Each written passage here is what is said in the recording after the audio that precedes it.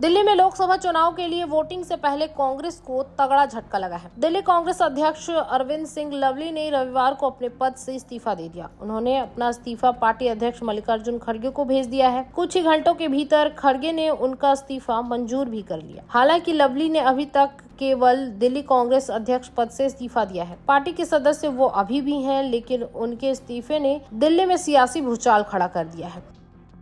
इस्तीफा स्वीकार होते ही लवली को लेकर अटकलों का बाजार भी गर्म हो गया। बताया जा रहा है कि लवली कन्हैया कुमार और उदित राज को दिल्ली से टिकट देने से नाराज चल रहे थे। उन्होंने पार्टी हाईकमान के सामने इस मुद्दे को भी उठाया था। फिर भी पार्टी ने कन्हैया और उदित राज के नाम का ऐलान कर दिया। इसके अलावा लवली दिल्ली में आम आदमी पार्टी और कांग्रेस के बीच हुए महागठबंधन के भी खिलाफ थे।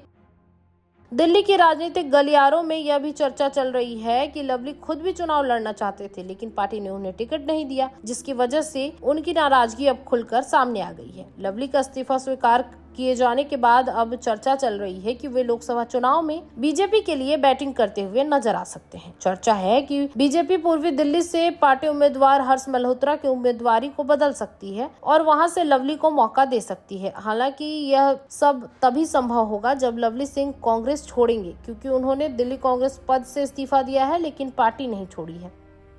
लवली के बीजेपी में शामिल होने और पूर्वी दिल्ली से उम्मीदवारी को लेकर उस समय और हवा मिल गई जब आम आदमी पार्टी नेता और मंत्री ने सोशल मीडिया पर यह पूछ दिया कि बीजेपी पूर्वी दिल्ली का उम्मीदवार बदल रही है। वहीं इसके बाद लवली के इस्तीफे पर उनका बयान भी सामने आया। उन्होंने कहा कि कांग्रेस हमारी गठबंधन सहयोगी और यह पार्टी का आंतरिक मामला है, इसीलिए मेरा मानना है कि बेहतर होगा कि वे कांग्रेस इस बारे में कुछ बोले।